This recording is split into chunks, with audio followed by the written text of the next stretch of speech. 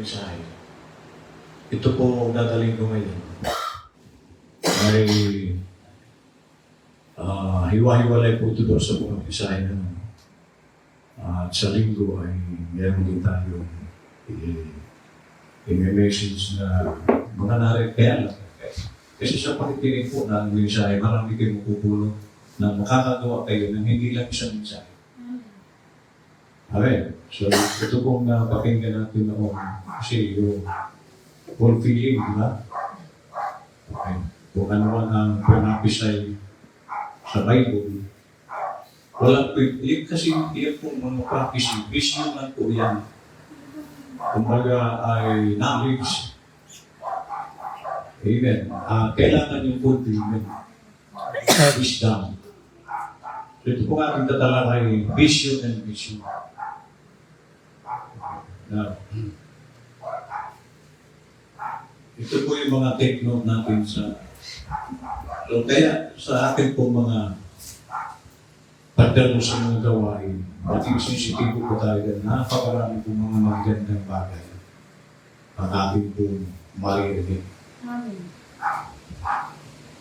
Bukod to sa mga narinig natin, pinag-aralan mo rin ito mga kahulugan tulad po ng vision. Sabi ko rito sa aking sariksi, itong vision ay sabi ko sa dictionary, the faculty or state of being able to see. So ito po ay isang bagay na hindi po lamang ito basta nakita mo. Kundi yung talagang buong katotohanan na nakikita. Kasi ang vision po, alam mo, ang mga propeta, may vision yan na sa tingin ng unbeliever, hindi totoo. Pero sa kanilang mga napangitain, iyan yung mga magaganap. Amen.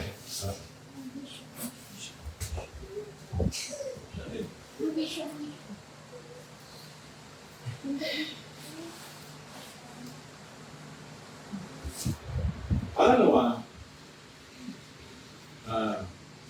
the future with the ability to think about or plan the future with imagination or wisdom. O isang abilidad na maisip niya ang patungkol sa mga plano sa hinaharap. Amen. Amen. Tulad tayo sinabi kanina, knowledge, kaalaman. Kung ito po ay kaalaman lang at hindi naman mangyayari, sayang yung vision. At alam natin na ang vision ng Panginoon o yung mga nakapractice dito, hindi pwedeng dito nabuhat. Lamang ay kailan ito gagawin ng tao? Kasi sa tao, hindi po ang ilan inutusan dito. Wala pong inutusan ang Diyos na anghel. Tao ang inutusan niya. Okay? Sabi niya, mga pangitain, pagkatapos na makita ito, ipaparapis niya ito. Amen.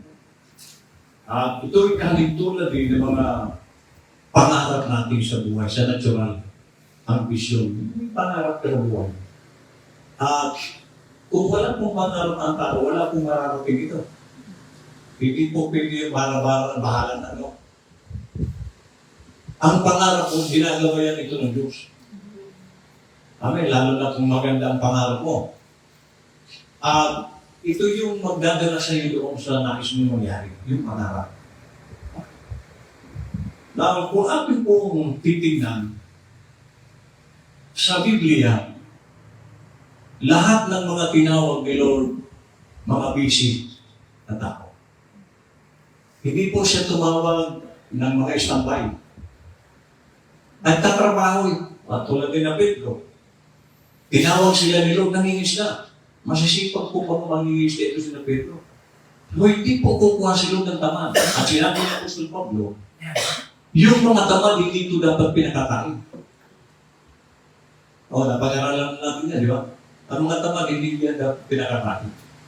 So, ang mga kinukuha ni Lord talagang nasa trabaho. Nakita niyo si Elijah. Dinaanan ito ni Elijah, nag-aararo. So, makikita natin na talagang lahat ng mga tinatawag ni Lord, busy talaga. May ginagawa. Kasi ito, anong gagawin mo dito? Kung alam ni Lord na tamad ka, hindi ka gagamitin ni Lord dito. So, ang mga kinukuha ni Lord, talagang trabaho. Amen. Dito po sa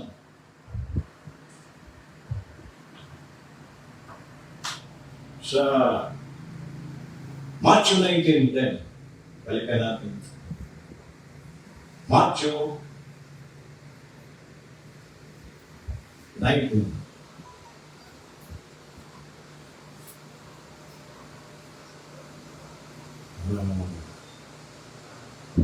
Verse 10. Dito po sa Bible.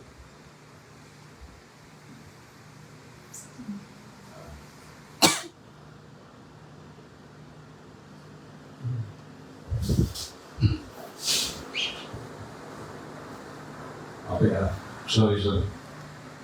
Dito po sa Matthew 28 pala. Matthew 28. Verse 19. Ito po ang komisyon. Kasi after na ito i-prophesy, okay? Mula pa doon sa Old Testament, ang mga prophecy nangyari sa New Testament. So dito sa New Testament, meron ditong mission na ipinagagawa ang Diyos o ang Panginoon.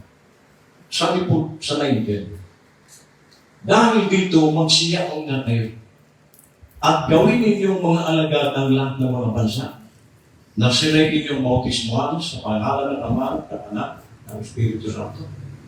So ang mission dito, kasi mission, after ng mission,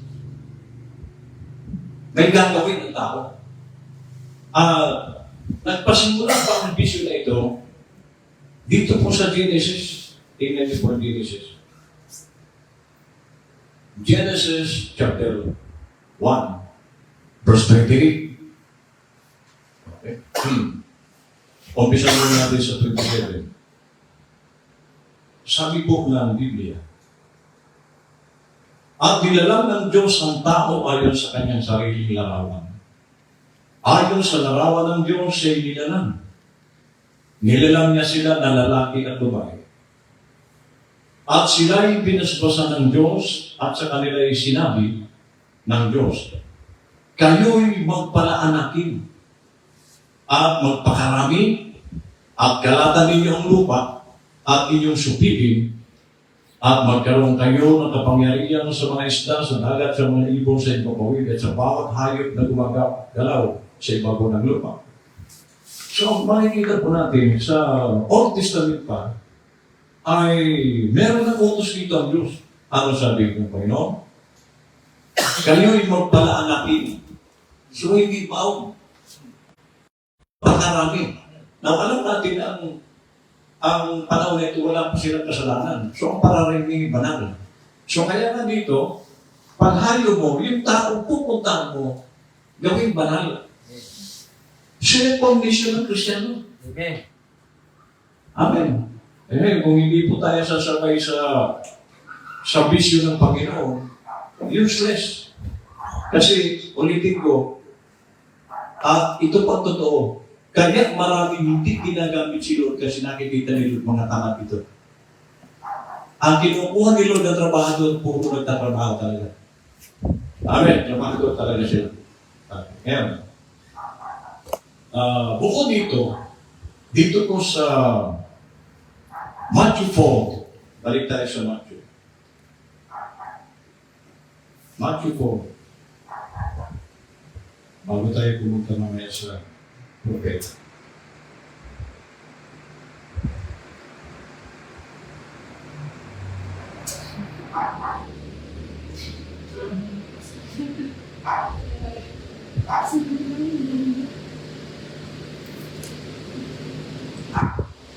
Verse 8. Sabi po ng Bible, at sa paglalakad niya sa tabi ng dagat ng Galilea, ay nakita niya ang dalawang magkakapatid, si Simon na tinatawag na Pedro, at si Andres na kanyang kapatid, na inihuhulog ang isang lambat sa dagat sapagkat sila ay mga mamamalakaya. Kita niyo si Pedro? Saka si Andres, sabi ito, kapatid niya. Nangingisda sila. Okay. At sinabi niya sa kanila, magsisunod kayo sa hulihan ko at gagawin ko kayong mga mamamalakaya ng mga tao. So nabakita ng Lord na ito mga tao ito busy sa pangingisda. Sabi ni Lord, sumunod kayo sa akin. Hindi na isda ang huhulihin. Tao. Makita niya. So, yan po ang ugali ni Lord. Ang kinukuha niya, yung busy. Kaya kung hindi ka busy, hindi ka niya tatawagin. Ayaw ni Lord ng tamaan, kaya nasabi pa po. So, ibig sabihin, pag tamaan pala, pag pinakain mo na nakasala ka. Pero, dahil bawal sa Bible ang tamaan pinakakain.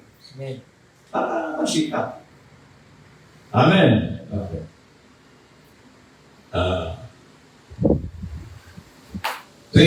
At pagdakay, iniwan nila ang mga lambat at nagsisunod sa kanya. Nakita niyo?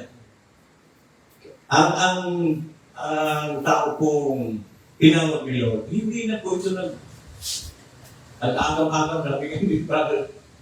Automatic yan.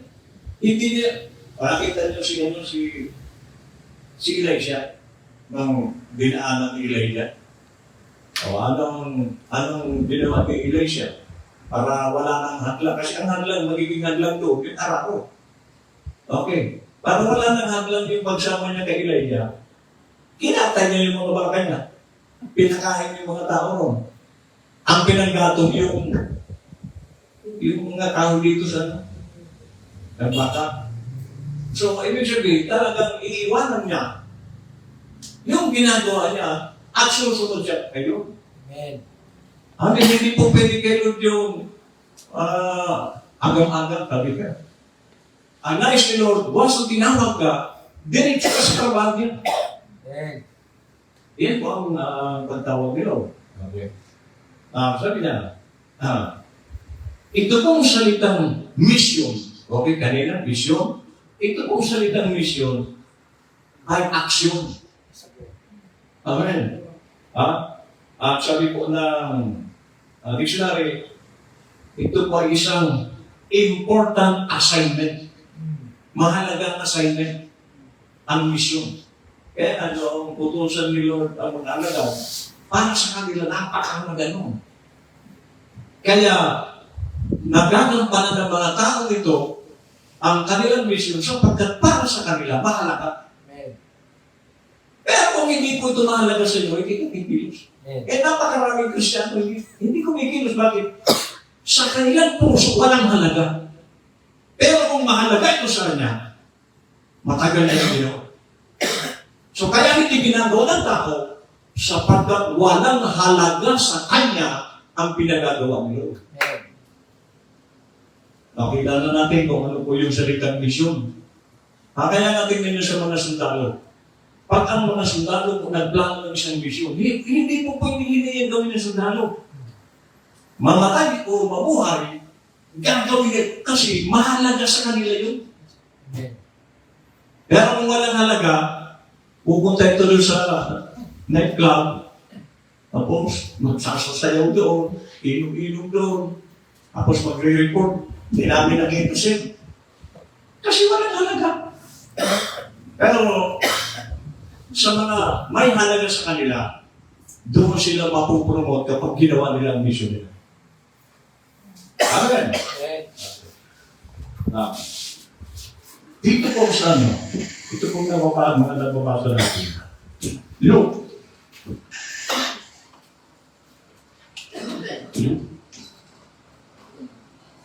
Chapter 8. Ito po ang sabi ng Panginoon. Verse 20. Sabi po ng Bible. At ang ilang babae na pinagaling sa masamang espiritu at sa mga sakit, si Maria na tinatawag ng Magdalena na sa kanyang 7 demonyo ang nagsilabas. At si Juana na asawa ni Chuza, katiwala ni Herodes at si Susana, at iba pang marami na ipinaglilingkod sa kanila ang kanilang pinatangkilik. Ito pong mga babae ito, tignan nyo. Mga ano po ito sa kanilang panahon. Naglingkod ito kay Lord. Inuuna nila si Lord. Sabi po rito, at iba pang marami na ipinaglilingkod sa kanila ang kanilang tinatangkilik. Hindi po sila nagdadamot kay Lord. Itong mga babaeng ito. Sino ito? Si Juana. Okay? Tapos sino pa ito? Juana. Susana. Naglilingkod po ito. So, hindi. Kasi doon po sa Pentecost, 120 sila. Lahat sila naglilingkod kay Lord. Hindi po lamang lalaki. Lahat sila. Magkakalam natin, yung lalaki lang, no? Kanya-kanya po itong kaluluwa na dapat ipaglingkod kay Lord ng kanyang buhay. Amen. Okay. Sa Acts 2. Acts, gawa. Chapter 2. Verse 43. Tingnan niyo po ang sinasabi ng Bible. So, pinakikita ko lang muna sa inyo yung mga kaganapan sa Biblia kung paano sila naglilingkod kayo. 43. At ang takot ay dumating sa bawat kaluluwa at ginawa ang maraming kamamalaghan at tanda sa pamamagitan ng mga apostol. So, doon po sa kanilang pagkaroon ng takot sa paglilingkod nila sa Panginoon, doon sila nag-perform ng mga himala. So, nakikita natin na nagtataglay na ganito mga kamamalaghan, yung may takot sa Diyos. Amen. At sino yung may takot sa Diyos? Sila yung mga totoong lingkod. Nagtatrabaho tayo. So, mapapansin nyo, kapag ang tao naglilingkod talaga kay Lord ng totoo, magagawa niya ang himala. Amen. Bakit? Sinabi ko ng Bible yan, ulitin ko masa, at ang takot ay dumating sa bawat kaluluwa at ginawa ang maraming kamamalagang at tanda sa pamamagitan ng mga apostol. At ang lahat ng mga nagsisampalataya ay nagkakatipon at lahat nilang pag-aari ay sa kalatan. Ay nakita niyo. Ang kanilang ginagawa, yung pagmamay-ari ng isa para sa nasyon. Nagawa nila ito noon. Yung kung ngayon gumagawa na natin ito. Na yung kanyang sarili, hindi niya itinutuloy na kanya yun. Kundi makatikim din yung iba. Okay, sabi na ito. At ipinagbili nila ang kanilang mga pag-aari at kayamanan at ipinamamahagi sa lahat ayon sa pangangailangan ng bawat isa. At araw-araw, yan, tingnan nyo, sila ay nagsipanatiling matibay sa pagkakaisa sa templo. Araw-araw. Pwede natin ito siguro magawa, no? Nanalagi tayo na sa church, araw-araw. At sa pagpuputol-putol ng tinapay sa bahay-bahay at nagsisikain sila ng kanilang pagkain na may gala at may katapatan ng puso. 47. Na nagpupuri sa Diyos at nagtatamo ng paglingap ng buong bayan at inahagdag sa kanilang Panginoon araw-araw yaong nangaliligtas. So araw-araw mayroong naliligtas. Dahil sa kanilang mga ginagawa. Amen. Dito po tayo sa Revelation. Ito po yung mga, kung inyong ito po yung madalas nating marinig doon sa kampo. Revelation chapter 10.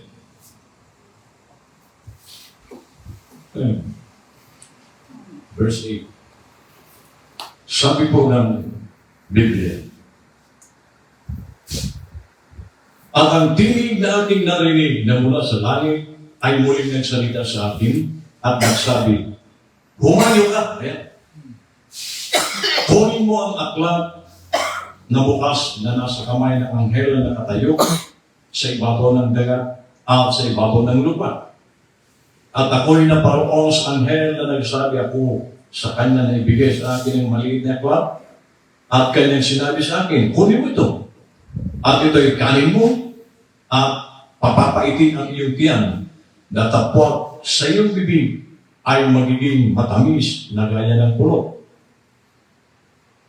At kinuha ko ang maliit na aklat sa kamay ng anghel at aking kinain, at sa aking bibig ay matamis na gaya ng pulot, at ng aking makain ay pumait ang aking tiyan. At sinabi nila sa akin, dapat kang manghulang muli sa maraming mga bayan at mga bansa at mga wika at mga hari. Sa English, I will say that to me, thou must prophesy again before many people and nations and tongues and kings. So ito po yung ating lalawin ngayon. Na hindi po lamang tayo nakinig. Yes. Meron tayong mission. Yes. Prophesy again. Amen. At kinuha ko ang maliit na aklat sa kamay ng anghel na aking kinain at sa aking bibig ay matamis na gaya ng pulot. At ng aking makain ay pumait. Yan. So kung titingnan mo lang ito pait, eh hindi ka kikilos.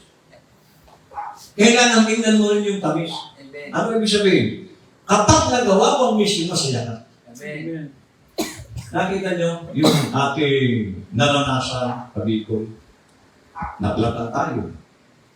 Pero ang suma total, masaya ka. Di ba? So doon sa sakripisyo at nangyayari mga katulad niya, may tagumpay. Sabi ko nga, Pastor Emma, dahil kausap kami kaya ako ba yun? Yung siya mismo ang nagsabi sa akin na nasiraan sila. Sabi ko, Pastor, di ba ganyan na karanasan, merong tagumpayan. Kasi dadaan ka sa ganyan, lagi yung may tagumpay. Masaya ang resulta niya. Kasi ang ating pong dito sa Panginoon, may sakripisyo talaga dito. Hindi ka sasaya kung wala kang sakripisyo dito. Pero pag nagawa mo na yung pagsasakripisyo mo, nandiyan na. Magiging maganda lagi ang resulta niya. Pero sabi ko, okay lang yung pastor. Lahat naman tayo ay dumalang sa ganyan mga anak. Amen. Okay, so sabi rito, mapait. At yung iba kaya hindi sumusunod kasi yung pait lang ang kanilang nararamdaman. Yung tamis wala. Yung saya, hindi niya nararamdaman ito. Yung kanya lang nakikita, yung pait. Kaya hindi po siya susulong. Pero doon sa mga taong para sa kanila, isa itong hamon sa buhay bilang Kristiyano. Masaya po yan. Amen. Sabi ko nga doon sa ating sabi niya, baka hindi ko ako pastor magkasama kasi chimpanzee. Sabi ko, kung itong lakad na ito ay talagang hingin mo kay Lord, hindi pwedeng hindi ka bigyan ng Lord. Kaya lang, baka sa isip mo lang ako ay, kung bigyan mo ako Lord, sasama ako. Kung hindi, okay lang. Ay, hindi ganun ang faith. Ang faith, sigurado meron. Amen. Eh, pero sabi ko, kung isip mo lang, Lord, kung bigyan mo ako, ay, pag-aalin lang ko, araw-araw niya, sabi ni Brother Tuli. Ano ang bibigyan ni Lord? Hindi niya kaisipan mo. Dapat, Ang kaisipan mo rito, meron at meron. Wala po dito negative sa faith. Laging meron yan. Okay. Sabi ng propeta ng Bible, thou must prophesy again before many people, plural. Kaya nga, tingnan niyo po dito sa ano, dito sa Matthew 21. Pasa ulit tayo. Matthew 21.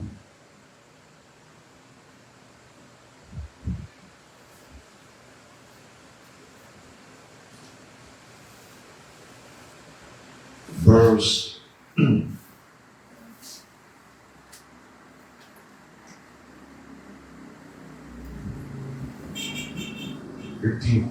Tingnan niyo po dito ang mga alagad. Dapat nang makita ng mga pangulong saserdote at mga siskriba ang mga katakatakang bagay na kanyang ginawa, ang mga batang nagsigaw sa templo at nagsabi usama sa mga kapatid, ay nanagalit sila. At sinabi nila sa kanya, narinig mo baga ang sinasabi ng mga tao, ng mga ito? At sinabi sa kanila ni Jesus, oo, kailanman bagay hindi nilabasa mula sa bibig ng mga sangkulat ng mga sumususok ay iyong nilubos ang pagpupuri. At sila'y kanyang iniwan at pumarong sa labas ng bayan sa Bitanya at nakipagnaluyan doon. Pag umaga nga, nang siya'y bumabalik sa bayan, nagutom siya. At pagkakita sa isang puno ng igo sa tabi ng daan, ay kanyang nilapitan at walang masumpong ang anuman doon, kundi mga dahon lamang. At sinabi niya ito, rito, mula ngayon huwag kang magbunga kailanman, at pagdakay na tuyo ang puno ng igos. So may nadaanan sila na puno ng igos na nang lapitan niya, walang nakita anuman. So si Lord kasi, pag isang puno, gusto niya makita, may bunga yan. Ay nakita ni Lord, walang bunga. Kaya anong ginawa niya? Mula ngayon, huwag kang magbunga. Kailanman? Oh. So yung hindi po nagbubunga, may sumpa. Ang sumpa niya, mula ngayon, hindi ka na magbubunga. Iyan po ang nangyayari sa maraming Kristiyano. Kaya walang bunga, kasi nakikita nila, wala ka namang bunga. Mula ngayon talagang hindi ka na magbubunga. Ngayon, gusto niyo bang magbunga?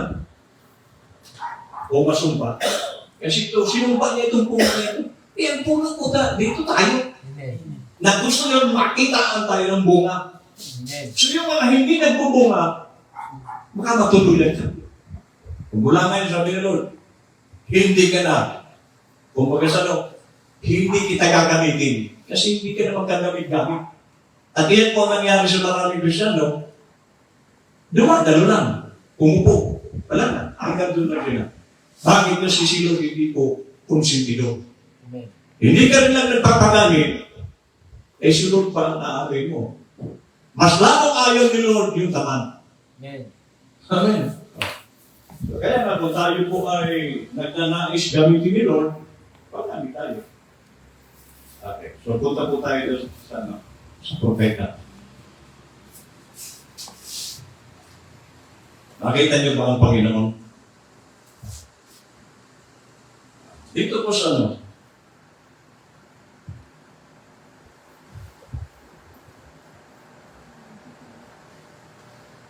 diniliman ng ito.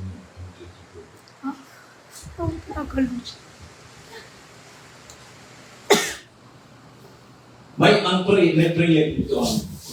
Pakinggan niyo po ang kanyang prayer. May man and woman. So, pakita niyo, lalaki man o babae. Ang prayer niya, may man and woman tonight catch the vision. So, ibig sabihin, dapat lahat ng mananampalataya makita niya kung ano ang vision. Bukod sa makita, sabi niya, o makatch, understand what God's program is for this last day. Kailangan maunawaan daw ng mga Kristiyano ngayon kung ano ang programa ng Diyos sa ating panahon. Kasi may programa sila noon. At yung programa noon ni Lord, hindi na pwede ngayon. So, ibig sabihin, kung hindi ka mapagbantay, hindi ka sensitibo, hindi mo malalaman kung ano ang programa ngayon ng Diyos. At ang programa ito, nakikita natin ito sa mga ngaral. So, sabi niya, that's all we need to do is just get into His program. Ayun. So, kailangan ang Kristiyano ay makapasok doon sa kanyang programa. Amen. And then, other things will take care for themselves. Ayun, tama yung testimony ni Mr. Yaki. Na doon sa ating mission sa Bicol, sa camp sa Bicol, hindi tayo pinagkulang ni Lord. Kumain tayo. Amen. Katunayan, binulungan ako ng doon, na huwag na kayo, kasi nag-iusap na akin, huwag na kayo, pastor, pagbigyan niyo kami na mapapigil. Yan po ang mga Kristiyano sa Bicol. Nakikiusap silang paglingkuran din tayo. Sapagkat pinaglingkuran yung kami doon sa aming lugar, pagbigyan niyo naman kami na nakikita niyo ba ang mga Kristiyano? Sabi ito, and then other things will take care for himself. He taught us that way. And he said, seek first the kingdom of God and His righteousness, all other things shall be added. So pagkainunan natin ang para sa Panginoon, lahat yan susunod. Amen. Kaya nga, hindi tayo pinagkulang bilog. Nakakain tayo ng maayos. Although, sakripisyo, bakit makikisumigaan? Siminto kasi, di ba? Normal na sa camping, talagang huwag kang hanap ng kutsyon dyan. Kung ano, kabukan mo dyan, natulad ng ating camp sa Talavera. Ay, makikasumigaan. Sa Talavera. Normal yan. Pero, lagi pong ang resulta masaya. Sabi na, seek first the kingdom of God and His righteousness, all other things shall be added. So let us come back tonight, Lord, saan? To the kingdom blessing. Ayun. So ang ating tingnan dito, ano ba ang pwedeng matanggap natin after noong nagawa na natin yung pinagagawa niya? Kasi hindi po nagpapagawa si Lord nang wala pong nakakapit na blessing. Amen. Pero, at iyan po ang mga pinagpapala ng Diyos, yung trabahador niya. Pag hindi ka trabahador, mahirapan ka po sa blessing. Amen. And learn of Thee, for we ask it in Jesus' name. Sabi niya. Revelation 5:1. And I saw in the right hand of Him that sat on the throne a book written within, and on the backside sealed with 7 seals. And I saw a strong angel proclaiming with a loud voice, Who is worthy to open the book and to loose the seals thereof? Okay, so may tanong dito, sino ang karapat-dapat magbukas ng aklat at kalagan ang 7 tatak? And no one in heaven, nor in earth, neither under the earth, was able to open the book, neither to look thereon. Wala niya maging sa langit, sa lupa, sa ilalim ng lupa, ang karapat-dapat na magbukas ng aklat at tumingin man. So, ibig sabihin, hindi ka pwede tao na magbukas, hindi rin angel. Ha? So, kaya sabi siya ko, and I work much. Kasi doon sa aklat na yun, makikita ang pangalan ng mga tinubos. Amen. So paano malalaman niya kung isa siya sa tinubos? Hindi niya pwedeng buksan yun. May anghel daw.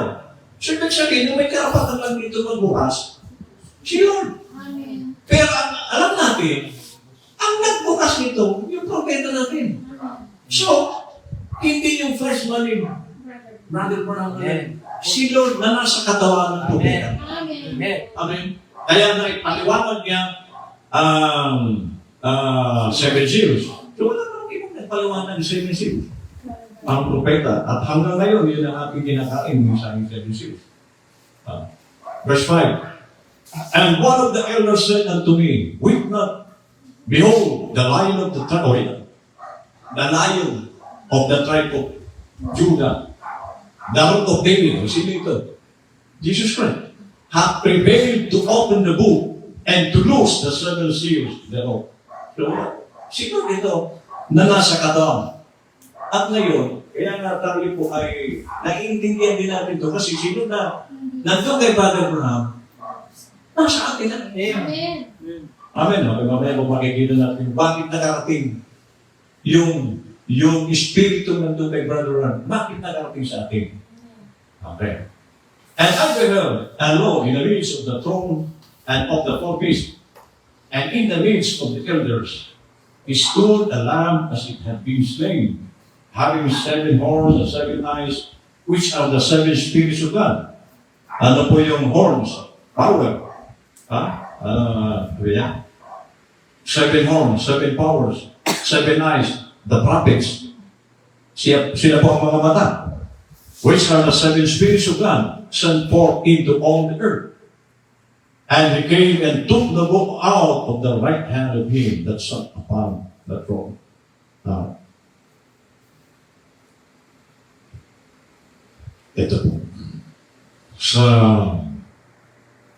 Revelation po ito, 21. Ay, sa John pa ito. John 21. Ito po ang nangyari. Ito pong eksena dito ay nasa libingan si Lord. At ang mga alagad, ang alam nila nandun sa libingan pa si Lord. So sa verse 1 sabi niya, after these things, Jesus showed himself again to the disciples at the Sea of Tiberias, and on this wise showed he himself. Okay. There were together Simon, Peter, and Thomas, called Didymus, and Nathanael of Cana in Galilee, and the sons of Zebedee, and 2 other of his disciples. Okay, so, ito po yung eksena. Nandoon mga sina Simon Pedro, si Tomas, si Nathanael, at yung mga anak ni Zebedeo. Verse 3. Simon Peter said unto them, I go a fishing. So, ang kita nyo, dahil hindi nila kasama si Jesus, bumalik sila ng trabaho nila. Nalimutan nila yung vision na sinabi ng Panginoon na gagawin nila. Iyan po ang nangyayari kapag hindi mo kasama si Lord, lahat ng mga pinagagawa niya, baliwala ito sa'yo. At ano pa po ang mga hindi maganda rito? They say unto him, we also go with him. Sumama rin sa kanya. Yung ibang alagad. So kaya dami-damay. Balik sa dati, they went forth and entered into a ship immediately. And that night, they caught nothing.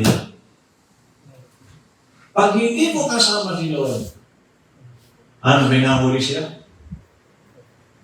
Hindi siyang kaliskis. Wala silang. Bakit? Hindi nila kasama si Lord. So, ganun din sa ating mga ginagawa. Pag hindi mo kasama dyan ang Panginoon, walang mangyayari din sa ginagawa mo. Verse 4. But when the morning was now come, Jesus stood on the shore, but the disciples knew not that it was Jesus. So, hindi sila kilala. O na siguro nagniningning ang mukha dito ni Jesus Christ. Resurrection ito. 5. Then Jesus said unto them, children, have you enemy? So, nagsalita sa mga Panginoon, mga anak, meron ba kayong makakain yan? The answer is no. And he said unto them, cast the net on the right side of the ship, and ye shall find. They cast their fall, and now they were not able to draw it for the multitude of fishes. So ihagis nyo ang inyong lambat sa kanan ng inyong bangka, at meron kayong makukuha. Hagis nila ang lambat, at nung hilahin nila, nahirapan sila sa dami ng isla. So makikita natin, kapag sino ang nagsalita, kung merong bisyon na pinagagawa sa iyong Panginoon, gawin mo lang, may tagumpayan. Amen. So, dito mo, nung sabihin ng Panginoon sa mga ligat, ihagis ko sa kanan ng lambat.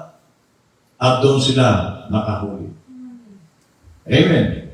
Unto Peter, it is the Lord, or you.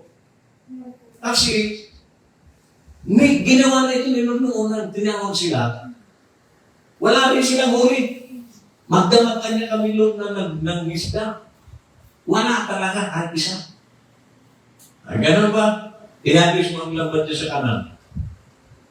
Okay, Lord. Bagamat wala kami nahuli, magdamag, magkabiyasa silang mga isda. Pero ano? Kumbaga, alam nila kung anong dapat mahuli sa ganito oras. Pero talagang magdamag sila walang. Kaya alam niyo, dahil sinabi mo, Lord, gagawin namin yun. Iyon po maganda kay Pedro. Dahil sinabi mo, Lord, gagawin ito. At yan po ang wala sa maraming Kristiyano. Naririnig na nila, ito ang sinasabi ng Panginoon. Wala silang ginagawa. Iyon dumalo. Maupo.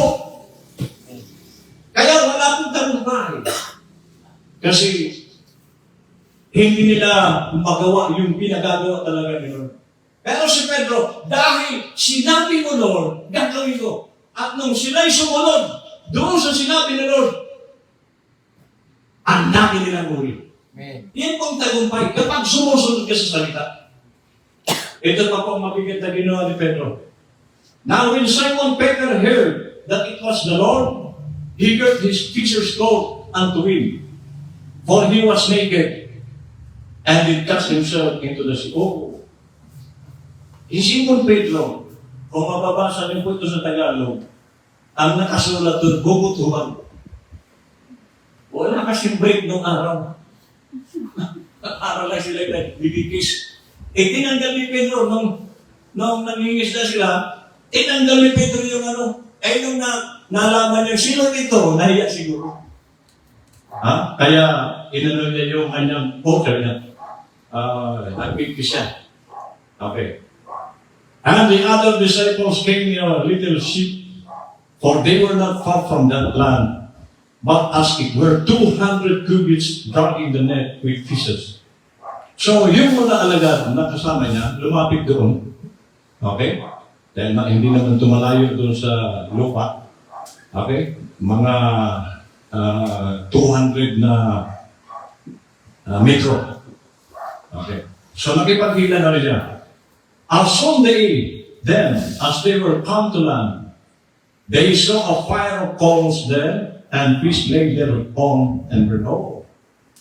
So, bago sila lumapit kay Jesus Christ, kasi inutusan sila ni Lord, sabi niya, Jesus said unto them, bring off the fish which ye have now caught. So, bago sila lumapit kay Lord, meron nang hinyan na si Lord na tinapay. Nagpapagan na siya ng pag-iihawan. Okay, may tinapay na. Okay. 11. Simon Peter went up and drew the net to land full of great fishes, 153, and for all there were so many.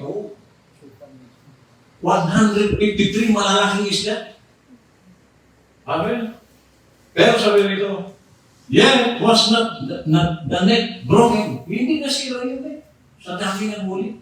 Iyan po makikita natin kapag tayo sumusunod sa salita ng Diyos. May tagumpay. Hindi po kasi pwedeng hindi magtagumpay kapag si Lord na nagpapagawa. Kaya lang ang tao tao talagang ang hirap turuan. Ang hirap turuan. Pinagagawa ni Lord, ano talaga? Masaya na sila, bumalo, uwi, dalo. Hindi po kayo nakalaban. Ang alagad, pag sinabi, gagawin nila. Hindi na agam-agam lagi yung Yes. Hindi dapat tayo na nagpapaligoy-ligoy kung ang nais Lord, isang masunurin alagad. Amen. O, paano ka utusan ni Lord? Di ba? Nakikita niya, hindi ka naman masunod. Hindi ka utusan ni Lord. Ang mangyari na, bahala ka sa buhay mo. Hindi ka naman magamit. Saan ka gagamitin ni Lord dito? Kaya kailangan ni Lord trabahador, hindi kakaupo. Maghanap kayo ng verse na tinawag ng Panginoon ng mga tao para umupo. Ang gapo. Amen. So sabi ito, Jesus said unto them, come and dine.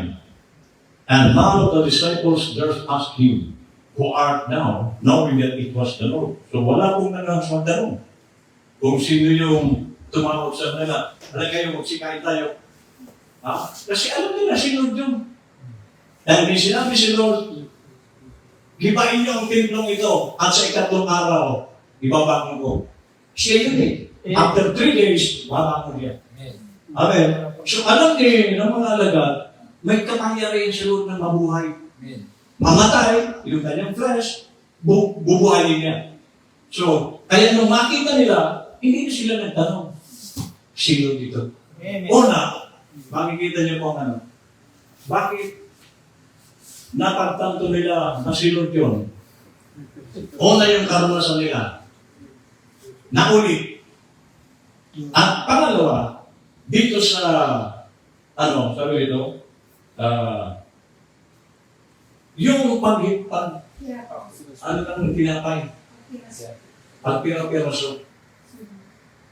Alam ni ng malalagad, si Lord yun. Kaya nga dito makikita nyo, ano ba ang mga naririnig natin tinapay? Na pinapakain sa atin. Dahil, kung kilala mo si Lord, alam mo yung mensahe na dapat mong marinig.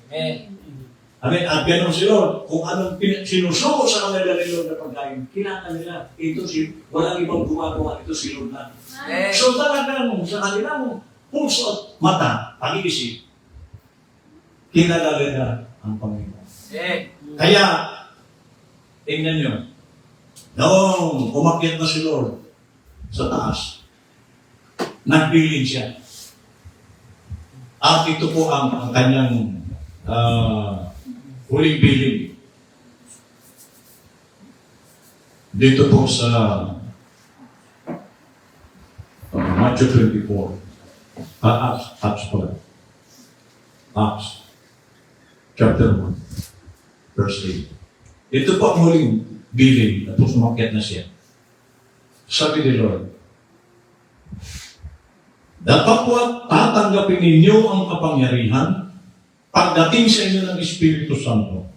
At kayo'y magiging mga saksi ko sa Jerusalem at sa buong Judea at Samaria at hanggang sa kauli-ulihang hangganan ng lupa."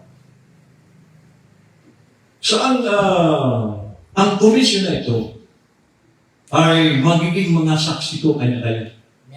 At bago maging saksi, tatanggapin ninyo ang kapangyarihan. So kaya na hindi tayo inuutosan ni Lord na wala tayong bala. Amen.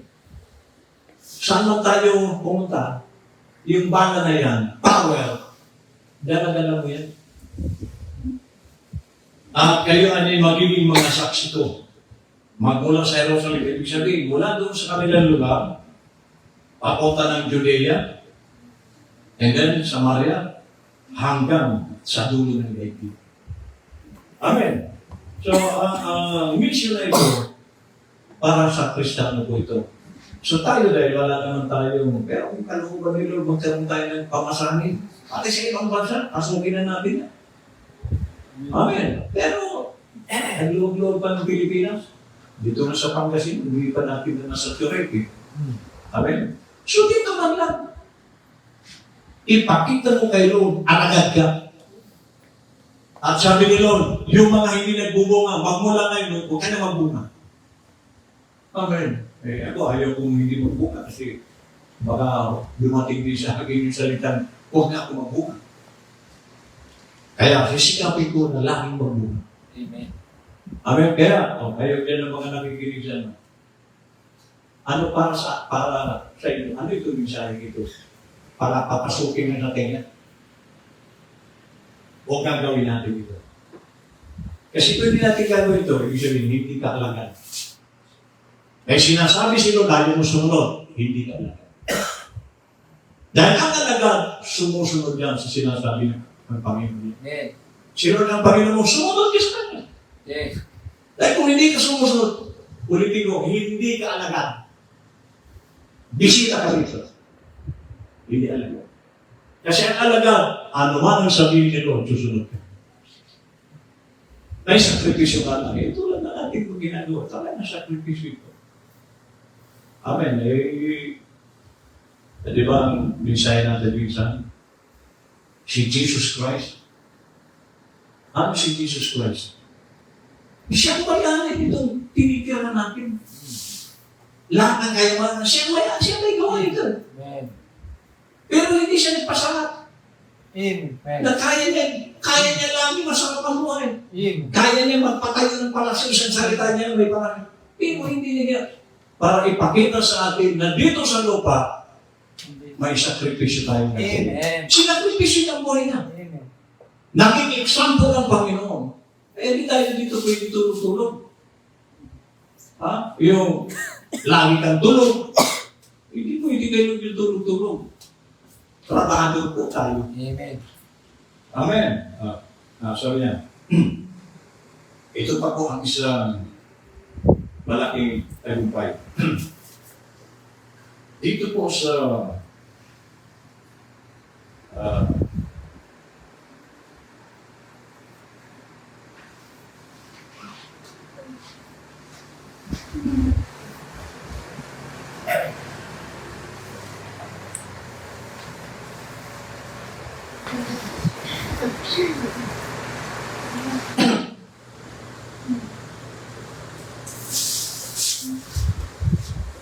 ito po ang utos ni Lord.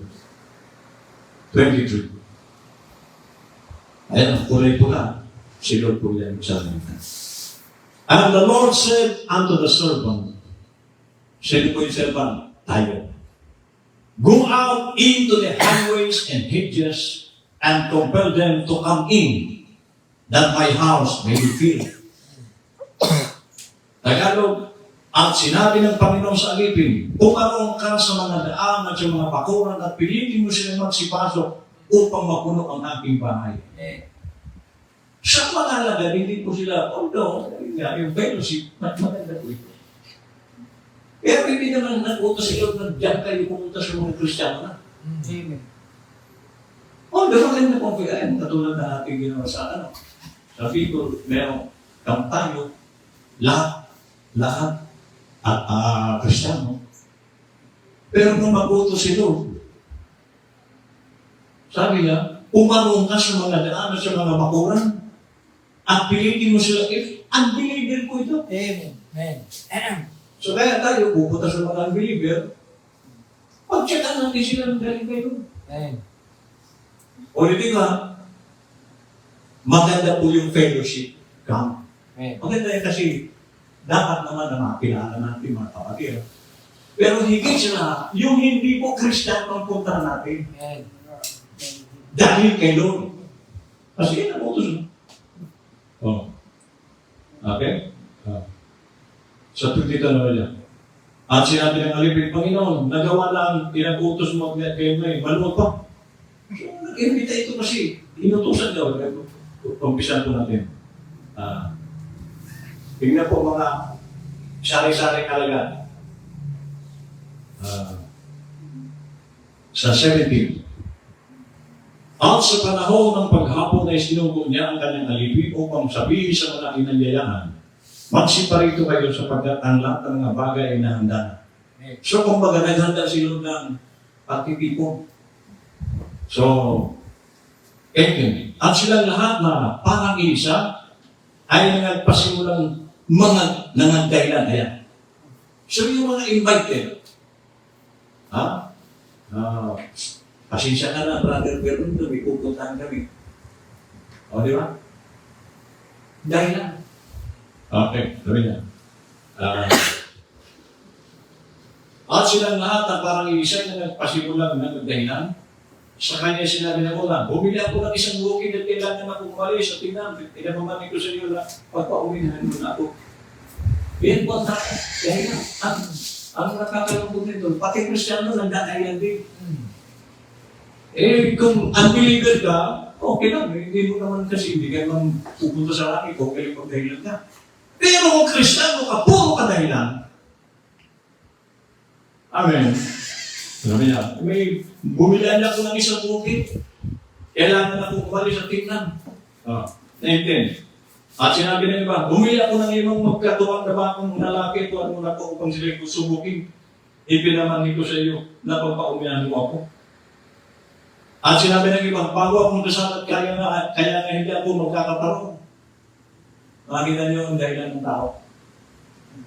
Ang dumating ang alipan ni San Isaiah mga bagay na ito sa kanyang Panginoon nang magkagaya sa galit ng pagpuno sa bayan ay sinabi sa kanyang alipin, umaroon kang madali sa mga lansangan sa mga daang makikipot ng bayan at dali mo rito ang mga dukha at mga bangkaw at mga bulag at ang mga pilay.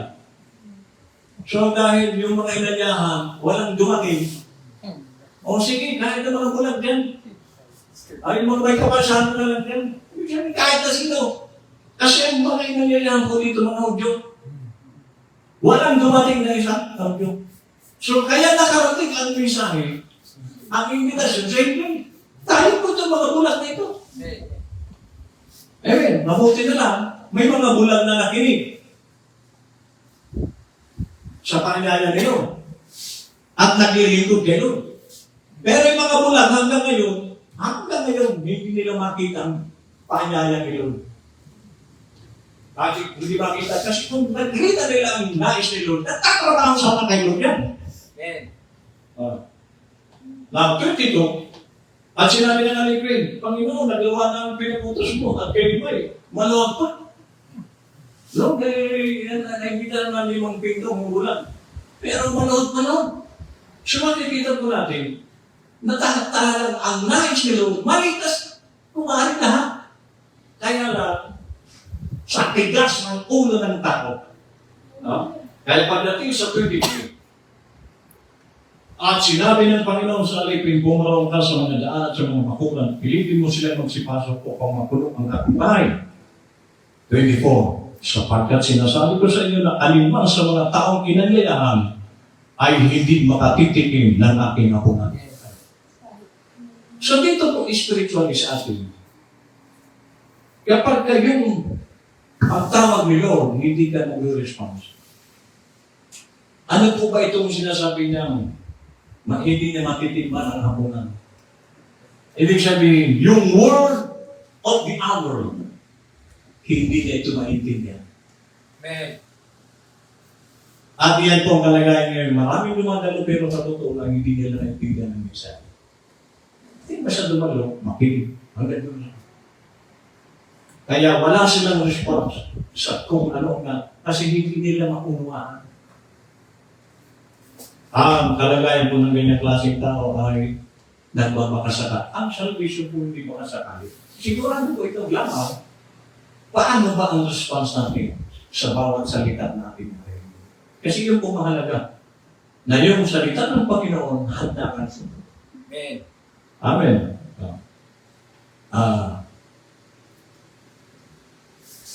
Last. Right.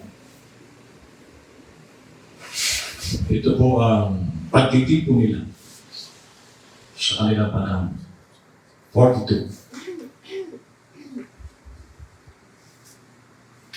Okay, umpisa po natin dito sa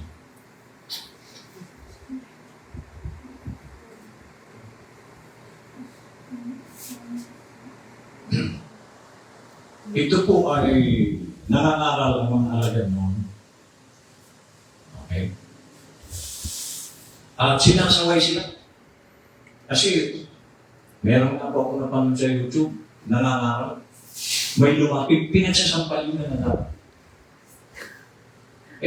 Kawawa yung ano. Hindi siya, natuloy lang siya, pero sinuso niya, nalakas mo sampal mo. Tao. So normal po ito at noong pang panahon ay nangyayari na po ito.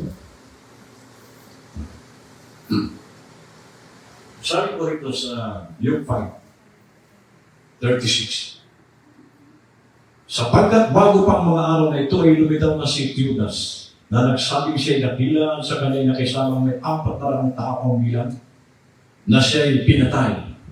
At ang lahat ng sa kanya'y nagsisunod ay pawang nagsipangalat at nanawalang kabulan. So ito si Judas ay marami siya, 400 po ang kanyang tao, followers niya. Pero nung namatay na si Judas, wala na yung mga membro niya. Nagsipangalat na. Pag natapos ng taong ito ay lumitaw si Judas ng taga Galilea na maaraw ng pagpapasulat at nakahila siya ng marami sa bayan at siya'y nalipon rin. At ang lahat ng sa kanya nagsisunod ay pawang nagsipangalat. So pag nawawala ng leader, nawawala din ang tao. 38. At ngayon sinasabi ko sa inyo, huwag kayong mga kialam sa mga taong ito. So yung mga nangangarang alaga, huwag niyong pakialaman yan. At pabayaan niyo sila sapagkat kung ang pasyan ito o ang gawang ito ay sa mga tao ay mawawasak. So ibig sabihin, matutulad din sila kay Judas. Na nung wala na si Judas at si Judas, nawala na yung mga tao. Pero ito niya, huwag kayong makikialam yan dahil kung sa tao yan, mawawasak din yan. Hindi na natin sila dapat na pakialaman. Mawawasak din yan kung sa tao ang ginagawa nila. Dapat kung sa Diyos, ay hindi niyo maiwawasak. Sapagkat gawain ng Panginoon. Tingnan niyo, ang propeta natin. Nawasak ba itong minister kami? Nagpapatuloy, lumalaki na tayo ngayon. Amen. Luzon, Visaya, Mindanao na. Amen. Dati doon lang ito sa Amerika. Pero, nung mawala yung propeta natin, lalong dumami. Bakit? Kasi sa Diyos ito. Amen. Amen. Okay. Meron pa ako dito.